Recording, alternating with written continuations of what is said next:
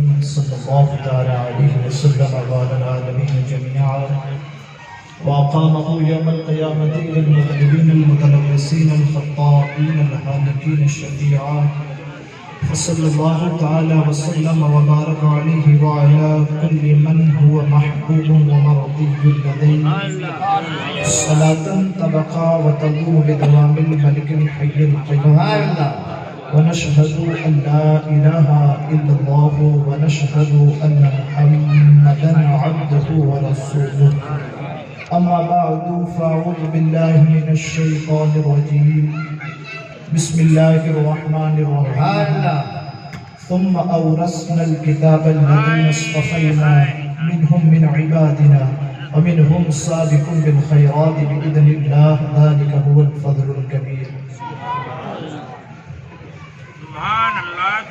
فمنهم ظالم لنفسه ومنهم مقتصد ومنهم سابق بالخيرات بإذن الله ذلك هو الفضل الكبير آمنت بالله صدق الله مولانا العظيم وبلغنا رسوله النبي الأمين المكين المختار الكريم ونحن على ذلك لمن الشاكرين والشاكرين والحمد لله رب العالمين شافعی مذنبا کے کرم نے لاج رکھ لی میرے کھوٹے پن کی یہ نسبتوں کا کرم ہے کہ خالد کھوٹا ہوتے ہوئے بھی گھروں میں پڑا ہوں دیکھنے والوں مجھ کو نہ دیکھو دیکھنا ہے اگر تو یہ دیکھو کس کے دامن سے وابستہ ہوں میں کون والی ہے کس کا گدا ہوں سلیقہ ہے آرزو کا نہ بندگی میری بندگی ہے یہ سب تمہارا کرم ہے آقا کے بعد اب تک بنی آئیے سب سے پہلے ہم اور آپ مل کر انتہائی عقیدت اور محبت کے ساتھ گنبد خضرا کی جانب لو لگاتے ہوئے اپنے اور ساری کائنات کے مرکز عقیدت حضور رحمت عالم شفیع معظم انیس بے کساں چارم ساز درد بندہ مالک ہفت آسمان کونین میں انوکھی اور نرالی شان والے وہی نبیوں میں رحمت لقب پانے والے آتے ہم غریبوں کی برلانے والے بے سہاروں کے سہارا بے بسوں کے بس گنبد خضرا میں آرام فہم وہی تو جانے کائنات ہے وہی تو وجہ تخلیق کائنات ہے وہی تو مقصود کائنات ہے وہی تو نور ازل کا آئینہ جمال و کمال ہے قادر مطلق کا مظہر صفات و کمال ہے وہی تو عبداللہ کا لخت جگر ہے وہی تو آمینہ کی آنکھوں کا تارہ ہے وہی تو دائی علیمہ کا دلہارہ ہے مہائے الہیہ کا وہی تو تنہا قاسم ہے اللہ کی نعمتوں کا تقسیم کرنے والا وہی اکیلا قاسم ہے خزائن السماوات والارض کا وہی تو تنہا مالک ہے بحر و بر پہ جس کی حکومت ہے کنکر و پتھر جس پہ سلام پڑھتے ہیں شجر و حجر جسے جانتے ہیں اللہ جن کو شجر جانتے ہیں اور کہنا حجر مانتے ہیں ویسا نبی ہم نے پایا امام رضا کیا فرماتے ہیں جن کو شجر جانتے ہیں کہنا حجر مانتے ہیں ویسا نبی ہم نے پایا سبحان اللہ اور پھر کل قیامت میں ہم گنہگاروں کی بخشش کا سہارا اور اس نبی کریم کے بارگاہ بے کس پناہ میں اپنی غلامی کا ثبوت دیتے ہوئے بآواز بلند درود پاک کا ہدیہ نچاور نبی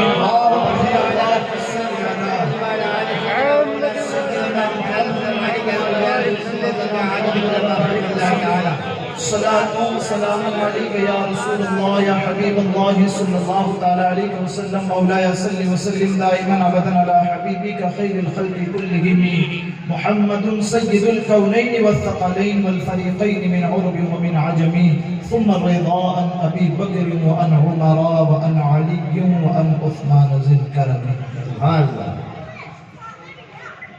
وہ ملتفت ہوں وہ ملتفت ہوں یعنی متوجہ ہو جائیں اب یہ وہ سے مراد آپ جس ہستی کو لے لیں صاحب رحمت اللہ تعالیٰ علیہ کو لے لیں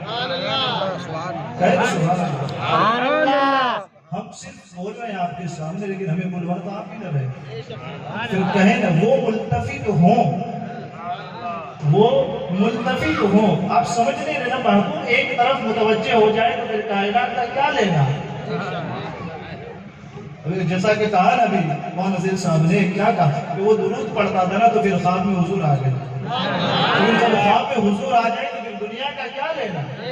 وہ کہتے ہیں وہ ملتفت ہوں، وہ ملتفت ہوں تو کنجے قفس بھی ہے آزادی.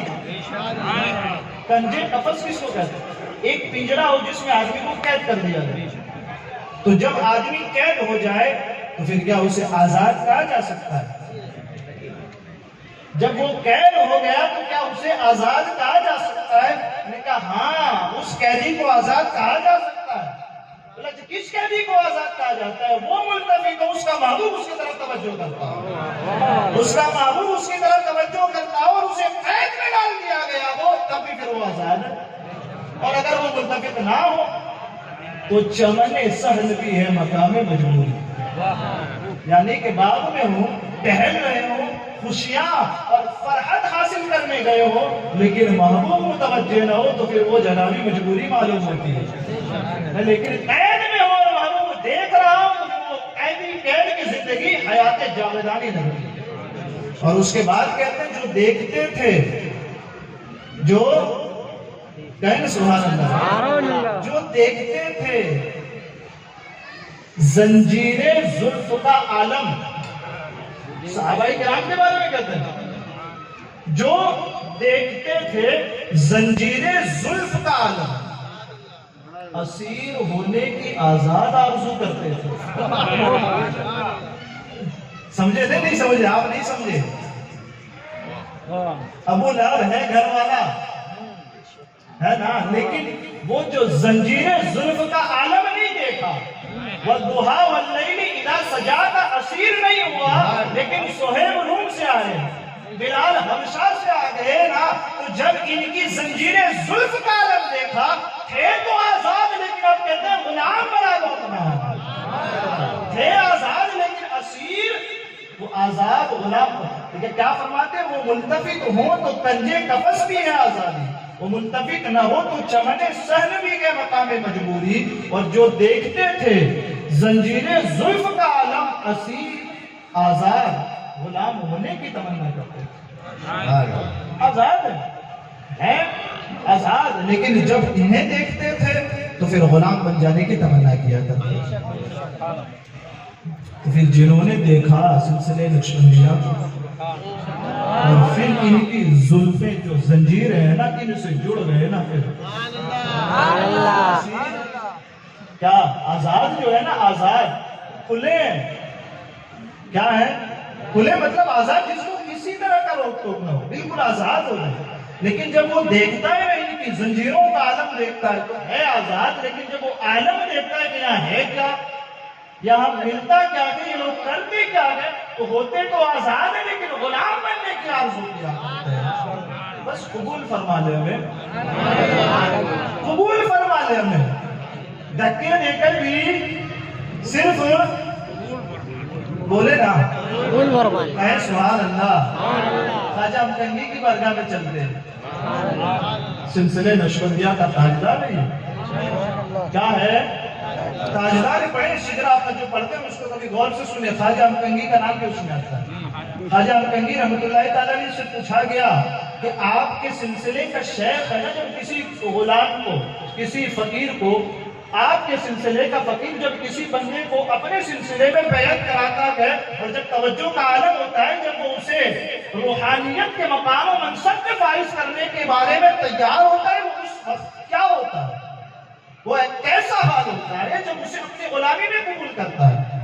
تو خواجہ امکنگی فرماتے ہیں کہ چھوڑو، کیا وہ توجہ کا عالم کرے وہ چھوڑو، وہ توجہ ڈالے وہ چھوڑو، صرف قبول کر لے. وہ نوازیں، وہ اپنے پاس بٹھائیں، بلائیں، نوازیں، عنایتیں کرے، یہ چھوڑ، صرف میرا فقیر قبول کرے.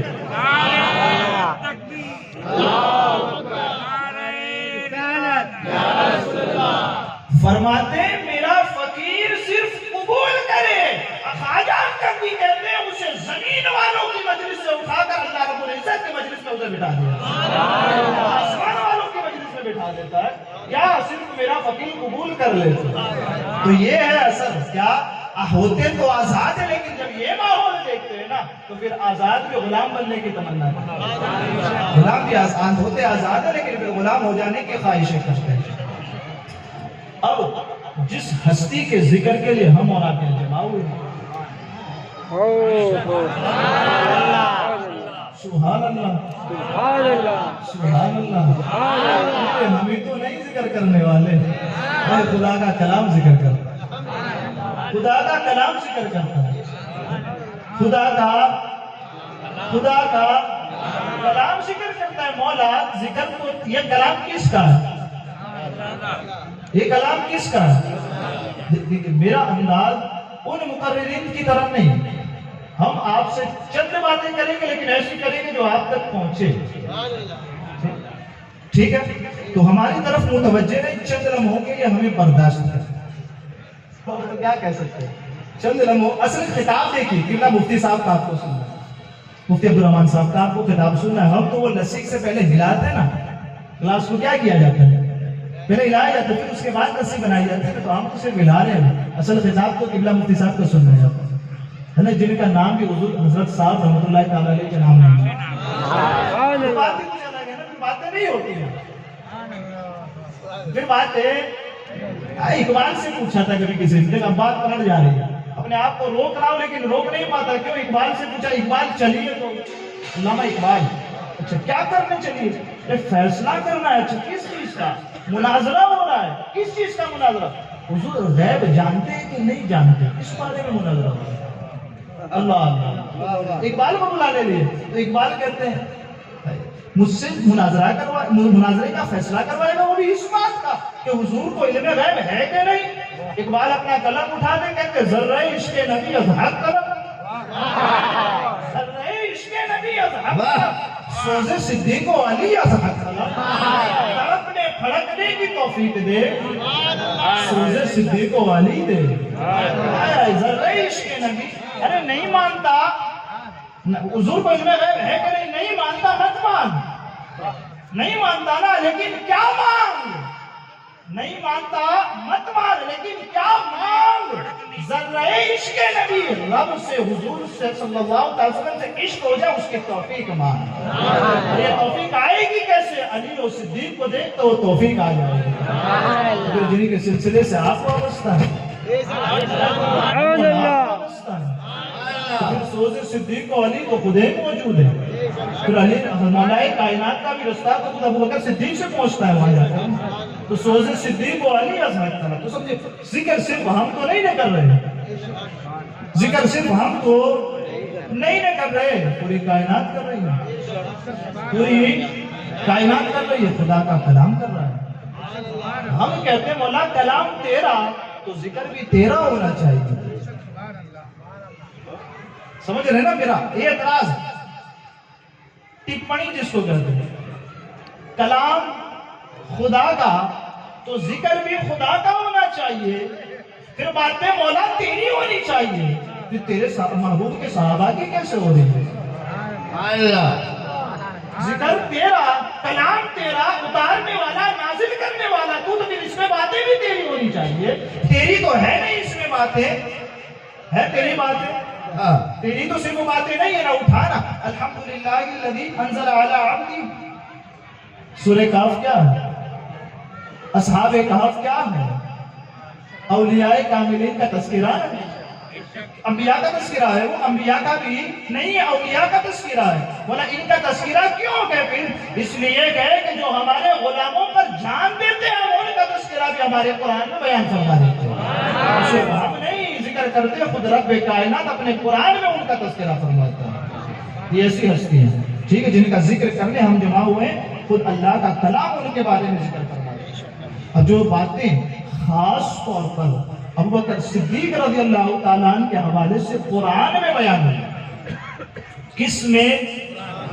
کس میں؟ کس میں؟ جس کی شان یہ ہے کہ وَمَنْ أَصْدَقُ مِنَ اللَّهِ قِيلًا. اللہ سے سچی بات کر کون سکتا ہے؟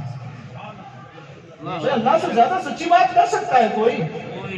وَمَنْ أَصْدَقُ مِنَ اللَّهِ وَمَنْ أَحْسَنُ مِنَ اللَّهِ قِيلًا وَمَنْ أَصْدَقُ مِنَ اللَّهِ حَدِيثًا. اللہ سے بہترین اور اچھی بات کر کون سکتا ہے؟ پھر یہ رب کا کلام ہے جس میں بیان کیا جا رہا ہے ابو بکر صدیق کی فضیلت کو. اب وہ آیتیں مجھے آپ کے سامنے پیش کرنی ہے چند منٹوں کے درمیان. ویسے تو الحمدللہ فی الحال کتاب بھی میرے پاس موجود ہے، فقیر کے ذہن میں 10 آیتیں ابھی موجود ہیں. کتنی؟ 10 آیتیں فی الفور، لیکن اس کی وضاحت کے لیے گھنٹوں درکار. صرف 1 یا 2 پر وضاحت ہوگی، اس سے بات نہیں ہوگی.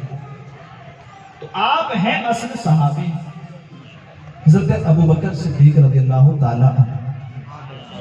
صحابی کیا ہے؟ تو پھر کیا صحابی ہونا یہ کم فضیلت کا حامل ہے؟ ذرہ عشق نبی از حق طلب مانگنا توفیق کس چیز کی؟ تڑپنے کی اور بھڑکنے کی توفیق مانگنا. ارے ویسے ہی نہیں سنا جاتا، پھر ایسے نہیں سنی جاتی ہیں محفلیں. عشق والوں کی محفلیں ہوں تو ایسے نہیں سنی جاتی، پھر وہ تڑپنے اور بھڑکنے کی مانگی جاتی ہے، توفیق پھر سنی جاتی ہے. نہیں ہوتی نا تو پھر اس کی توفیق مانگو. ہم سے وہ چیز نہیں آتی ہمیں تو اس کی توفیق مانگنی چاہیے کہ ہم کس درجہ، بالکل کس درجہ مومن ہو چکے ہیں کہ اب ہماری ایمان کی حرارت اتنی بھی نہیں کہ حضور صلی اللہ تعالیٰ علیہ وسلم کے بعد کائنات میں جو ہستی سب سے افضل ہے اس کا تذکرہ ہو اور ہم ایسے ہی بیٹھے ہیں. مانگو توفیق، مانگو تڑپنے اور بھڑکنے کی توفیق. اقبال ہے، سمجھ رہے ہیں نا؟ تو بات کو سمجھو تھوڑا. کیا کہ صحابی ہونا یہ کیا کوئی کم فضیلت کا حامل ہے؟ کیا کوئی کم فضیلت رکھتا ہے صحابی؟ آیا وَأَلْزَمَهُمْ كَلِمَةَ التَّقْوَى وَكَانُوا أَحَقَّ بِهَا وَأَهْلَهَا. کہیں سبحان اللہ. قرآن میں آپ کو بار بار کیا کہتا ہوں، قرآن مولا تو نے قرآن نازل کیا، جو قرآن کرتا کیا ہے؟ قرآن کرتا کیا ہے؟ الف لام را کتاب انزلناه الیک لتخرج الناس من الظلمات الى النور.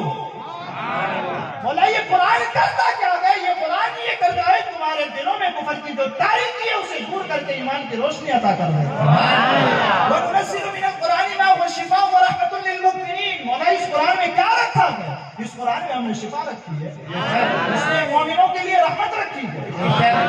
قرآن ہے یہ قرآن، ہر چیز کو بدلا جا سکتا ہے. لا تبدیل لکلمات اللہ، اللہ کے کلام کو کبھی نہیں بدلا جا سکتا. یہ شان ہے اس کی کہ جو تبدیل ہونے سے اور چینجنگ ہونے سے پاک. بار بار ہم آپ کو اہمیت قرآن سمجھا رہے ہیں. قرآن سمجھو تو دین سمجھو گے، قرآن نہیں سمجھو گے تو دین بھی نہیں سمجھ پاؤ گے. اصل ہے قرآن.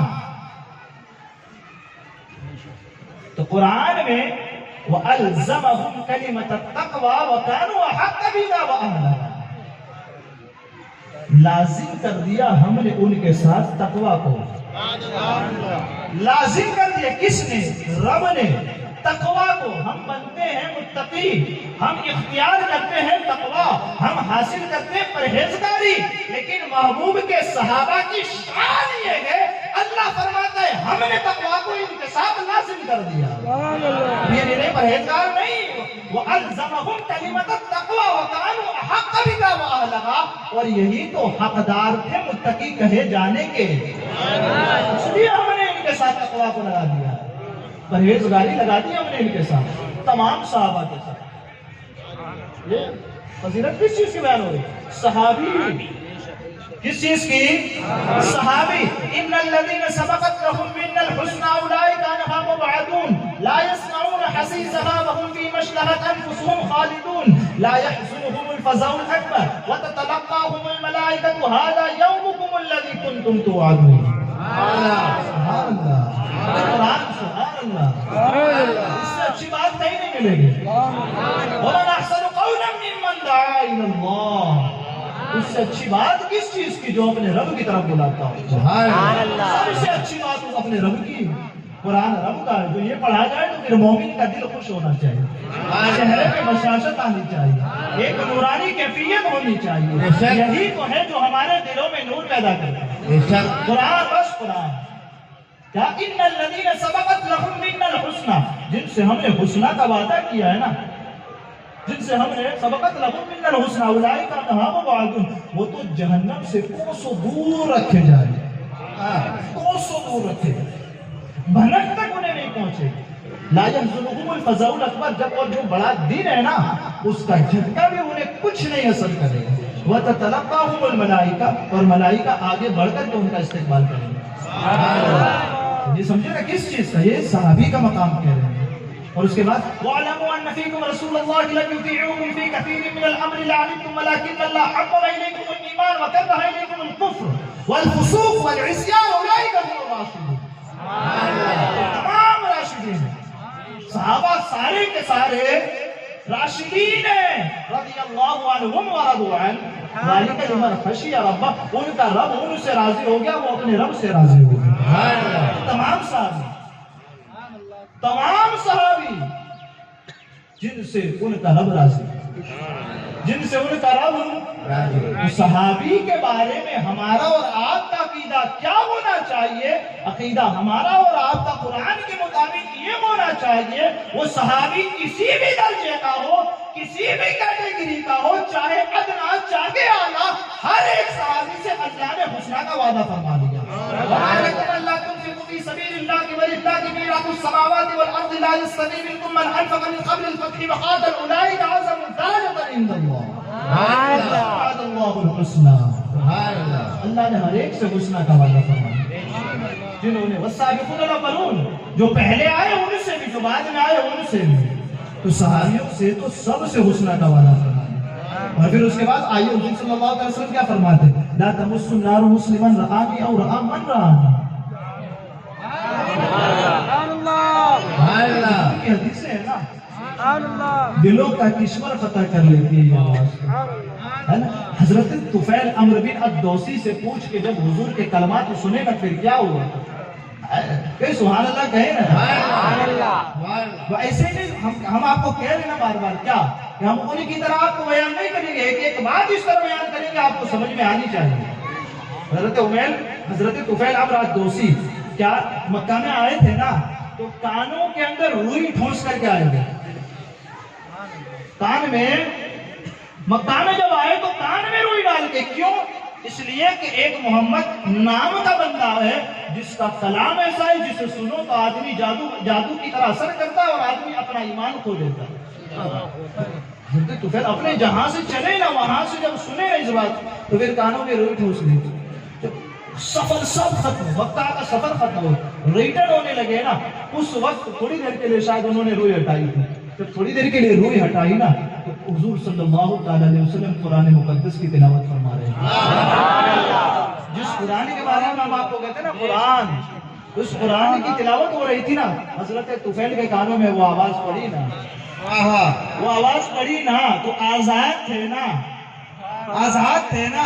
اب کہتے ہیں آواز سن لی ہے، اب اس دین کو قبول فرمانے کے لیے قرآن میں قبول فرمانے. آواز سن لی حضور کی. اب حضور کیا فرماتے ہیں؟ لا تمس النار مسلما رآنی او رآ من رآنی. ترمذی شریف نے اس کو روایت کی. کیا جس نے مجھے دیکھا، جس مومن نے مجھے دیکھا، لا تمس النار، اسے آگ کبھی چھو نہیں سکتی.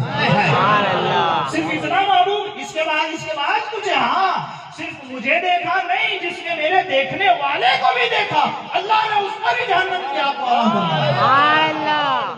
سبحان اللہ، سبحان اللہ، سبحان اللہ. عجیب بات ہے، پھر یہ باتیں نہیں ہوتی نا. یہ عشق ہے، یہ عشق ہے. بس یہ پوچھا نہیں جاتا. باپ بیٹا پیدا ہو تو پھر پوچھتا ہے کہ اسے چوما جائے کہ نہیں چوما جائے. کیا کبھی ایسا باپ آپ نے دیکھا ہے جو جائے مفتی صاحب کے پاس اور مسئلہ پوچھے، جناب مفتی صاحب ہمارے گھر بیٹا پیدا ہوا کیسے چوم سکتے کہ نہیں چوم سکتے؟ آپ کہیں گے عجیب پاگل آیا ہے کہ نعمت ملی، خوشی ملی تو فتویٰ پوچھتا ہے. میں کہتا ہوں ہاں، جب باپ بیٹے کی خوشی میں بیٹے کو چوم لے تو جائز ہے نا، جائز ہے نا، جائز ہے نا. کوئی فتویٰ نہیں پوچھتا. اسی سے کہتے ہیں کہ جب نبی کا نام آئے اور امتی پھر چوم لے تو پھر کیوں اعتراض ہوتا؟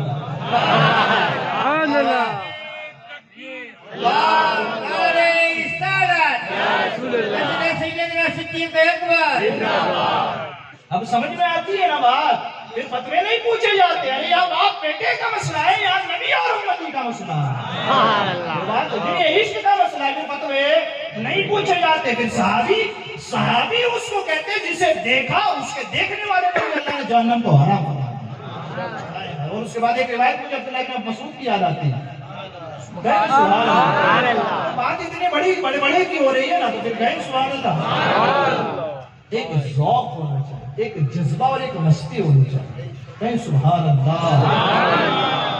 ان اللہ تعالی نظر فی قلوب العباد، نہیں سمجھے نا، اللہ تبارک و تعالیٰ نے بندوں کے دلوں کی طرف نظر فرمائی، اللہ نے بندوں کے دلوں کی طرف نظر فرمائی، اللہ نے بندوں کے دلوں کی طرف نظر فرمائی، اور کائنات میں جس ہستی کا دل سب سے پاک پایا اس ہستی کو اپنا محبوب بنایا، جن کا نام احمد مجتبیٰ محمد مصطفیٰ روح اللہ صلی اللہ علیہ وسلم، سمجھے؟ اور اس کے بعد کیا کیا؟ اس کے بعد رب نے پھر اپنے بندوں کے قلوب کو ملاحظہ فرمایا۔ ابھی تو عالم اجسام کی بات نہیں ہو رہی، جسموں کی بات نہیں ہو رہی، عالم ارحام کی بات ہو رہی ہے، عالم روحوں کی بات ہو رہی ہے۔ اس وقت اللہ نے اپنے محبوب کے دل کو پسند کر لینے کے بعد، یعنی کہ انہیں اپنا محبوب بنا لینے کے بعد دوبارہ اپنے بندوں کے دلوں کی طرف نظر فرمائی، تو پھر کچھ لوگوں کے دل اللہ تبارک و تعالیٰ کو بڑے پاک نظر آئے۔ جو نظر آئے نا وہ کن کے تھے؟ وہ حضور کے صحابہ کے تھے، حضور صلی اللہ علیہ وسلم کا انہیں رفیق بنا دیا۔ یہ کیا کریں گے؟ اعلاء کلمت الحق، ان کو جنگ، ہم جہاد کا کلمہ، جہاد انہیں عطا کریں گے جس کے ذریعے وہ میرے کلمے کو پوری کائنات میں پھیلائیں۔ لیکن یہ پھر صحابی کا مقام ہے کہ جن کے دلوں کو رب نے چنا۔ ان الذين يغضون اصواتهم عند رسول الله اولئك الذين امتحن الله قلوبهم للتقوى لهم مغفرة واجر عظیم، جن کے دلوں پہ رب نے تقوی کی مہر لگائی، رب نے جن کو متقی کہا، سمجھ رہے نا جی؟ اب یہ صحابی ہو رہے ہیں، پھر صحابی میں پھر کچھ تو بدری ہیں، صحابی میں کچھ بدر والے ہیں، کچھ وہ ہیں جنہوں نے بیعت فرمائی ہے، کہاں؟ بیعت رضوان والے، کچھ وہ ہیں بیعت عقبہ ثانیہ، بیعت عقبہ اولا والے، اور کچھ وہ لوگ جو عشرہ مبشرہ، اور عشرہ مبشرہ میں بھی وہ جو خلفائے راشدین، اور خلفائے راشدین میں بھی وہ جو ان کا بھی تاجدار۔ تو یہ جو جتنا بیان کیا صحابی، یہ سب تھا صحابی کا مقام۔ پھر جب صحابی ادنا ہو تو یہ مقام رکھا گئے، تو پھر صحابیوں کا تاجدار ہو تو پھر وہ مقام کیا رکھے گا؟ وہ مقام کیا رکھے گا؟ اس کی شان کا عالم کیا ہوگا؟ آپ قرآن تجھے بتاتے ہیں، ان اکرمکم عند اللہ اتقاکم، تمہارے اللہ تبارک و تعالیٰ کے نزدیک ان اکرمکم عند اللہ اتقاکم، سب سے زیادہ قریب اللہ کے کون ہے؟ جو تم میں سب سے بڑا پرہیزگار ہے۔ پہلی آیت، دوسری آیت، وَسَيُجَنَّبُهَا الْأَتْقَى الَّذِي يُؤْتِي مَالَهُ يَتَزَكَّى وَمَا لِأَحَدٍ عِندَهُ مِن نِّعْمَةٍ تُجْزَىٰ إِلَّا ابْتِغَاءَ وَجْهِ رَبِّهِ الْأَعْلَىٰ وَلَسَوْفَ يَرْضَىٰ۔ یہ قرآن ہے یارو، قرآن، ہم بار بار آپ کو کہتے ہیں قرآن سنو، دل کبھی نہیں بدلتا، قرآن سے بدلتا ہے، بس قرآن بدل دیتا ہے دلوں کو۔ پھر توجہ سے سنو قرآن کیا؟ ان اکرمکم عند اللہ اتقاکم، اور ادھر وسیجنبها الاتقى۔ اچھا اس اتقا سے مراد کیا؟ اس اتقا سے مراد آپ نے بارہا اس کو سنا، لیکن آؤ امام احمد رضا کی زبان سے سنتے ہیں۔ اجمع المفسرون من اہل السنة والجماعة على ان هذه الآية نزلت في الصدیق والمراد بالاتقى ابو بکر الصدیق۔ الزلال الألقى من بحر السبقة الأتقى، پورا رسالہ امام احمد رضا نے صرف ایک اس آیت کی تفسیر میں لکھ ڈالا، صرف اتقا سے مراد ابو بکر کی ذات ہے، اس پہ پورا رسالہ لکھا۔ اور پھر اب آؤ قاضی ثناء اللہ پانی پتی کی بارگاہ میں، یہ بھی نقش بندی ہے۔ قاضی ثناء اللہ پانی پتی یہ بھی نقشبندی ہے. اس آیت کے تحت آپ لکھتے ہیں کہ اس آیت سے اتقا یہ جو لفظ ذکر ہوا اس سے مراد ابو بکر صدیق رضی اللہ تعالیٰ عنہ کی ذات ہے. ٹھیک ہے. اب یہاں ایک بات رک کر کے وہ کہتے ہیں کہ قرآن کی آیتوں سے کوئی چیز مقصود ہوتی. مقصود قل هو اللہ احد، اس صورت سے مقصود ربوبیت کے بارے میں عقیدہ رکھنا. یہ وَكُلًّا نَقُصُّ عَلَيْكَ مِنْ أَنْبَاءِ الرُّسُلِ، انبیاء کا تذکرہ قرآن میں کرنا یہ مقصود کیا؟ تمہارے دلوں کا تقویٰ. تو قرآن کی آیتوں کا مقصود بھی کوئی چیز ہوتی ہے. قاضی ثناء اللہ قانبتی فرماتے ہیں کہ اس آیت سے مقصود ابو بکر صدیق کی عظمت و شان کو بیان فرماتا ہے. آپ اندازہ لگائیں آج لوگ جھگڑ رہے ہیں نا خانقاہوں میں، آج لوگ جھگڑ رہے ہیں خانقاہوں میں. میں کہتا ہوں تیرے جھگڑنے لڑنے سے کیا ہو جس کی شان میں اللہ قرآن نازل فرمایا. اور قاضی ثناء اللہ قانبتی لکھ گئے کیا؟ اس آیت سے مقصود ابو بکر کی شان کو بیان کرنا. اور اس پر آخری بات اس طور پر میں آپ کے سامنے پیش کروں کہ مولا علی مشکل کشا شیر خدا، حسن و حسین کا بابا، آمینہ کے سر کا تاج، شجاعت کا غضنفر، سخاوت کا سمندر، باب مدینۃ العلم، مولا علی مشکل کشا شیر خدا کرم اللہ تعالی وجہ الکریم، جن کے بارے میں تو یہ کہتا ہے ہم انہیں 1 نمبر دیتے ہیں. تو کہتا ہے کہ ہم انہیں 1 نمبر دیتے ہیں. میں کہا چل علی ہی کی بارگاہ میں چلتے ہیں. علی کس کو 1 نمبر دیتے ہیں؟ علی سے اس آیت کی تفسیر پوچھتے ہیں. علی اتقا جو لفظ قرآن میں ہے اس سے کس ہستی کو مراد لیا جائے گا؟ وہ کتاب دے دیجیے. علی کائنات سے ہم پوچھتے ہیں کہ مولا علی مشکل کشا ہم آپ کی بارگاہ میں عریضہ پیش کرتے ہیں کہ لوگ آپ کی محبت میں آپ کو پہلا نمبر دیتے ہیں. ہم آپ کی بارگاہ میں آ کر عرض کرتے ہیں کہ رب نے جو یہ اتقا کا لفظ قرآن میں ذکر فرمایا اس اتقا سے کس ہستی کو ہم مراد لیں؟ اس اتقا سے ہم کس ہستی کو مراد لے؟ تو مولا علی مشکل کشا خود فرماتے ہیں سرور کائنات صلی اللہ تعالی علیہ وسلم کی وہ بات جو مولا علی نے روایت فرمائی ہے کیا؟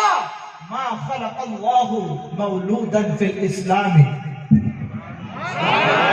انقا ولا اتقا ولا ازکا ولا اعدل ولا افضل من ابی بکر الصدیق. سبحان اللہ. جس علی کو تو بڑھانا چاہتا ہے وہ علی بیان فرماتے ہیں ابو بکر کا مرتبہ. کتاب ہم نے اس لیے نہیں دکھائی ہے. سنی تو ہوتا ہی مضبوط ایمان والا. سمجھ رہے نا کیا؟ سنی تو ہوتا ہی مضبوط ایمان والا. وہ ادھر ادھر سے جو آ گئے ہو نا یہاں سننے والے ان کے لیے کتاب دکھائی ہے ہم نے کہ وہ دیکھیں جو بڑے دعوے کرتے ہیں فضیلت کے نا ہم انہیں دکھانا چاہتے ہیں کہ دیکھو علی خود بیان فرماتے ہیں ابو بکر کون ہے. الحمدللہ الحمدللہ الحمدللہ. فقیر کو یہ عبارت زبانی یاد ہے. دکھائی اس لیے کہ تشفی ہو، ادھر ادھر سے جو آئے ان کا شک دور ہو، اور شک دور ہو تو پھر ایمان مضبوط ہو، اور جن کا ایمان مضبوط ہو پھر اس میں 4 چاند لگ جائے. کیا فرماتے ہیں کہ اللہ تعالیٰ نے اسلام میں کوئی ایسا بچہ پیدا نہیں فرمایا جو ابو بکر سے زیادہ نفیس ہو، ابو بکر سے زیادہ پاکیزہ ہو، جو ابو بکر سے زیادہ پرہیزگار ہو، جو ابو بکر سے زیادہ عدل کرنے والا ہو، جو ابو بکر سے زیادہ فضیلت رکھنے والا ہو. تو یہ کائنات خود فتویٰ دے چکے کہ اس کائنات میں اسلام میں سب سے افضل ہستی کوئی ہے تو وہ ابو بکر صدیق. سب سے نفیس کوئی ہستی ہے تو ابو بکر صدیق. سب سے پرہیزگار ہستی کوئی ہے تو ابو بکر صدیق. اللہ اکبر.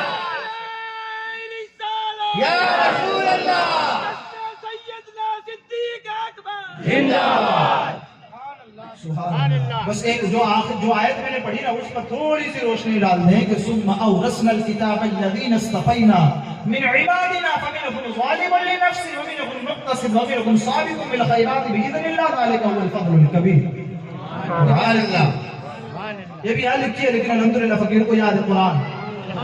قرآن کو قرآن ہے نا ہم نے جنہیں کتابوں کا وارث کیا الذین اصطفینا من عبادنا ان بندوں کو ہم نے تو چنا ہے جن کو ہم نے کتابوں کا وارث کیا. ہاں پھر یہ بندے جو ہے نا ان کی کیٹیگریاں پڑھی. کیا کیٹیگریاں؟ فمنهم ظالم لنفسه ان میں بعض وہ جو اپنی جانوں پر ظلم کرتے ہیں ومنهم مقتصد اور بعض وہ ہیں جو نیکیاں بھی کرتے ہیں اور بعض جو گناہ بھی کرتے ہیں اور بعض میں نیکیاں بھی کر لیتے ہیں درمیانہ رکھی. خلقوا عملا صالحا واخر سیئا عسى الله ان يعفو. یہ اور تیسری وَمِنْهُمْ سَابِقٌ بِالْخَيْرَاتِ جو نیکیوں کی طرف بہت زیادہ رغبت کرنے والے ہیں. نیکیوں کی طرف بہت زیادہ رغبت کرنے والے مطلب بہت زیادہ بھاگنے والے. کس کی طرف؟ نیکیوں کی طرف. میں کہتا ہوں اب یہ جو جماعت حضور نے تیار فرمائی جو جماعت صحابہ کی کس نے تیار فرمائی اس سے زیادہ کوئی ہوگا جو نیکیوں کی طرف بھاگ رہا ہو. تو قرآن کی اس آیت کا مصداق صحابہ کی جماعت صحابہ کی جماعت کس سے؟ وَمِنْهُمْ سَابِقٌ بِالْخَيْرَاتِ صحابہ کی جماعت کیا نیکیوں کی طرف سب سے زیادہ رغبت کرنے والی. اب تو صحابہ تو سارے کم و بیش 1,24,000 تو آپ نے اس آیت سے مراد ابو بکر صدیق کو کیسے لے لیا؟ کیسے لے لیا بھائی آپ نے؟ میں نے کہا ہاں ایسے ہی نہیں لیا. چلتے ہیں عمر بن خطاب کی بارگاہ میں. سبحان اللہ. عمر بن خطاب کی بارگاہ میں چلتے گئے. حضور صلی اللہ تعالی علیہ وسلم مسجد نبوی میں تشریف لا رہے ہیں. عبداللہ ابن مسعود تلاوت فرما رہے ہیں قرآن کی تلاوت فرما رہے ہیں. حضور صلی اللہ تعالی علیہ وسلم آپ کی تلاوت کو سماعت کرتے ہیں اور تلاوت کو سماعت کرنے کے بعد کچھ کلمات بیان فرماتے ہیں. آپ کی مدح میں کچھ کلمات بیان فرماتے ہیں. ابو بکر و عمر بھی ان کلمات کو سن لیتے ہیں لیکن جب یہ مزدہ عبداللہ ابن مسعود کو سنانا ہوتا ہے تو یہ دونوں حضرات چلتے گئے. لیکن جب حضرت عمر بن خطاب عبداللہ ابن مسعود کے مکان پر پہنچتے ہیں تو دیکھتے ہیں کہ ابو بکر صدیق پہلے کی وہ مزدہ انہیں سنا چکے ہیں. جاوید پہنچ رہے ہیں کس چیز کے لیے؟ انہیں مزدہ سناتے ہیں کہ حضور آپ کے بارے میں یہ کہہ رہے ہیں. ابھی عمر بن خطاب پہنچے اس سے پہلے ابو بکر صدیق وہ مزدہ سنا کر کے باہر نکل رہے ہوتے ہیں. جب باہر نکل رہے ہوتے ہیں اس وقت یہ لفظ فرماتے ہیں کیا؟ ابو بکر صدیق رضی اللہ تعالیٰ عنہ کے بارے میں آپ فرماتے ہیں امت میں سب سے زیادہ نیکیوں کی طرف بڑھنے والا کوئی ہے تو اس ہستی کا نام ابو بکر صدیق. نیکیوں میں سب سے زیادہ بڑھنے والا. تو یہ فتویٰ ہم نے نہیں لگایا صحابہ کی جماعت میں اس نے لگایا کہ جس کی زبان پہ اللہ قرآن نازل فرما دیتا ہے.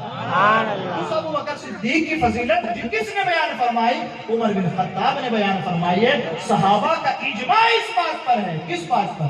سقیفہ بنی ساعدہ جب وہ چیز ہوئی نا خلیفہ والی بات جب رکھی گئی کہ ایک انصار سے ہو اور ایک مہاجر سے ہو دونوں خلیفہ ایک ہوں تو حضرت عمر بن خطاب کھڑے ہو کر کے تقریر فرماتے ہیں اور ابو بکر صدیق کے 2 وصف بیان فرماتے ہیں. کتنے؟ دو وصف بیان. کون سے؟ ایک اذ ہما فی الغار اذ یقول لصاحبہ حضور کے صاحب اور دوسرا یہ سابق بالخیرات سب سے زیادہ نیکیوں کی طرف بڑھنے والے. یہ 2 سنتے ہیں نا تو صحابہ کا گروہ خاموش ہو جاتا ہے اور صدیق کی بیعت کر لی جاتی ہے. 1,24,000 کم و بیش صحابہ کا یہ عقیدہ ہے امت میں سب سے زیادہ نیکیوں کی طرف بڑھنے والی کوئی ہستی ہے اس ہستی کا نام ہے اس ہستی کا ذکر کرنے ہم اور آپ یہاں جمع ہوئے ہیں جن کی تعریف میں قرآن نازل فرمایا ہے. اللہ تعالیٰ مجھے آپ کو کہنے سننے سے زیادہ علم و عمل کی توفیق عطا فرمائے. وہاں سنا حمدن صحبن کوئی خطا ہوئی اللہ تبارک و تعالیٰ اپنے حبیب کی صحبتیں میں سے معاف فرمائے. وصلی اللہ تعالیٰ علی خیر خلقہ محمد